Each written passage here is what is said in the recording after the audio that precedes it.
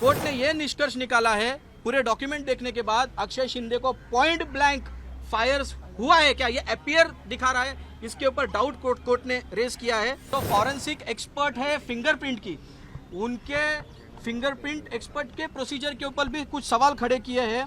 दूसरी चीज जो है, डिले जो है पुलिस का सीआईडी के पास हैंडओवर करने के लिए एफआईआर, वो भी अकाउंट में कोर्ट ने लिया है। सबसे इंपॉर्टेंट, जो पुलिस ऑफिसर्स ये सब फायरिंग में इन्वॉल्व थे, उन सब के CDR, tower location, call detail record लेने के लिए कोर्ट ने कहा है। प्राथमिक दृष्टया यही दिख रहा है कि इस मैटर को पॉलिटिसाइज किया जा रहा है, पॉलिटिकल गेन को सामने रखते हुए अक्षय शिंदे को एलिमिनेट किया है, ऐसा दिख रहा है। ये गवर्नमेंट ने इलेक्शन को सामने रखते हुए अक्षय को एलिमिनेट किया है, ऐसा मेरा स्पष्ट मत इसलिए है क्योंकि बीजेपी के ही और रूलिंग पार्टी के ही सारे लोग इसका महिमा मंडन कर रहे हैं और पुलिस की कार्रवाई को इंडोर्स कर रहे हैं कि सब सही हो रहा है।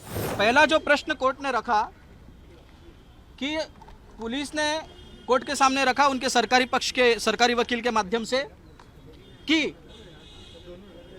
ये जो एफआईआर रजिस्टर की है अक्षय शिंदे के खिलाफ, अभी 307 की मरे हुए आदमी के खिलाफ, तो उसके पिताजी की जो कंप्लेंट थी उसकी एफआईआर क्यों नहीं हुई पुलिस के खिलाफ, ये पहला सवाल कोर्ट ने उठाया। कोर्ट ने यह भी रखा है कि पूरे डॉक्यूमेंट जो पुलिस ने कोर्ट के सामने रखे, पॉइंट ब्लैंक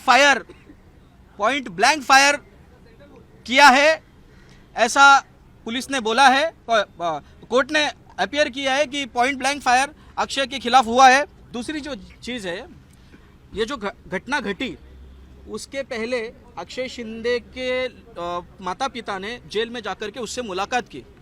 यह मुलाकात के दौरान उसने कैंटीन के लिए उनको जो चाहिए, कैंटीन जो जेल में होता है उसके लिए मनी ऑर्डर की, उसने 400-500 रुपये की डिमांड की। दूसरी चीज उसने कहा कि हमें मेरी चार्जशीट लगी, मुझे बेल कब होगी। तो इससे यह प्रतीत होता है कि अक्षय शिंदे बेल के ऊपर आने के लिए उत्सुक था, वो न्याय की प्रतीक्षा में था। दूसरी चीज जो है वो कैंटीन मांग रहा है, इसका मतलब वो जेल में रहने की मानसिकता से था।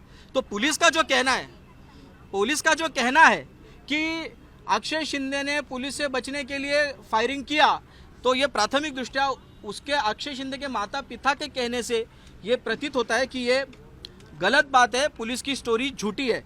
दूसरा जो है, कोर्ट ने यह निष्कर्ष निकाला है पूरे डॉक्यूमेंट देखने के बाद, अक्षय शिंदे को पॉइंट ब्लैंक फायर्स हुआ है क्या, ये अपीयर दिखा रहा है, इसके ऊपर डाउट कोर्ट ने रेज किया है। कोर्ट ने कहा है अक्षय शिंदे को पिकअप करने के बाद से हॉस्पिटल तक लेने तक उसका टोटल जितने भी सीसीटीवी कैमरास है सारे के सारे प्रिजर्व करने को कहा है। दूसरी जो है, पोस्टमार्टम रिपोर्ट और हैंड वॉश जो डिसीज्ड के उसने किए नहीं होंगे, तो उनके हैंड वॉश जो है फॉरेंसिक का जो काम है वो भी कहना है। कोर्ट ने स्वाति भिंगार दिवे जो फॉरेंसिक एक्सपर्ट है फिंगरप्रिंट की, उनके फिंगरप्रिंट एक्सपर्ट के प्रोसीजर के ऊपर भी कुछ सवाल खड़े किए हैं। दूसरी चीज जो है, डिले जो है पुलिस का सीआईडी के पास हैंडओवर करने के लिए एफआईआर, वो भी अकाउंट में कोर्ट ने लिया है। दूसरा जो है, जिस वैन में एनकाउंटर हुआ उस वैन का भी वीडियो जो है वो प्रिजर्व करके रखा है। सबसे इंपॉर्टेंट, जो पुलिस ऑफिसर्स ये सब फायरिंग में इन्वॉल्व थे, उन सब के CDR, tower location, call detail record लेने के लिए कोर्ट ने कहा है।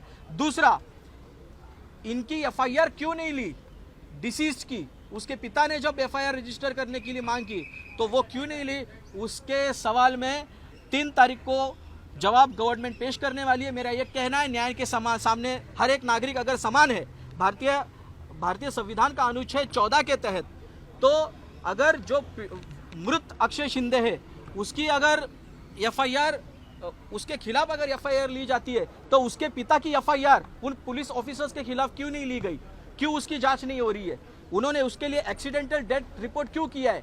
NH court FIR court expect कर रहा है और सरकार ने बोला है उसके बारे में हम हमारे अधिकारियों से पूछ करके हम कोर्ट में 3 तारीख को जवाब देंगे। पोस्टर का भी जिक्र किया आपने कोर्ट में, फडणवीस वो ग्लोरीफाई किया जा रहा है एनकाउंटर को लेके, आपने कहा था। ठीक है, ये नेचुरल बात है। प्राथमिक दृष्टया यही दिख रहा है कि इस मैटर को पॉलिटिसाइज किया जा रहा है, पॉलिटिकल गेन को सामने रखते हुए अक्षय शिंदे को एलिमिनेट किया है, ऐसा दिख रहा है। और इसके लिए बहुत से कारण हैं। पहला कारण यह है कि यहाँ पर जो बदलापुर के पास शिलफाटा में जो रेप हुआ और उसमें मर्डर भी है, उस केस में जितनी तत्परता नहीं दिखाई गई उसमें अक्षय शिंदे में जो तत्परता दिखाई गई है।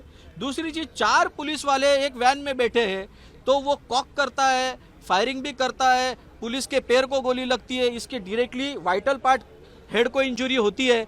तो एक तो अक्षय शिंदे आर्म्स वापरने का उसको अच्छा तजुर्बा होना चाहिए, ऐसा निष्कर्ष कोर्ट ने निकाला है। कोर्ट ने मांग भी की है कि weather he was very specific for handling the weapon, तो वो भी चीज़ कोर्ट ने मांगी है। दूसरी चीज़ जो है, ये गवर्नमेंट ने इलेक्शन को सामने रखते हुए अक्षय को एलिमिनेट किया है, ऐसा मेरा स्पष्ट मत इसलिए है क्योंकि बीजेपी के ही और रूलिंग पार्टी के ही सारे लोग इसका महिमा मंडन कर रहे हैं और पुलिस की कार्रवाई को इंडोर्स कर रहे हैं कि सब सही हो रहा है।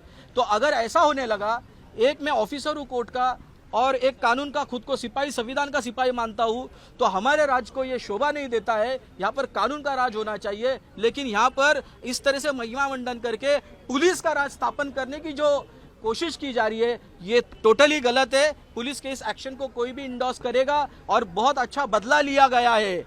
इस तरह से अगर कोई कहेगा, कोई बोलेगा देवा का न्याय, अगर देवा का न्याय बोलेंगे तो फिर देवेंद्र फडणवीस को, उनकी होम मिनिस्टर की वो वकील है खुद, उन्होंने कुर्सी छोड़ करके इधर हाईकोर्ट में या फिर सेशंस कोर्ट में या कोई भी लोअर कोर्ट में वो जज बन जाए और न्याय दीजिए।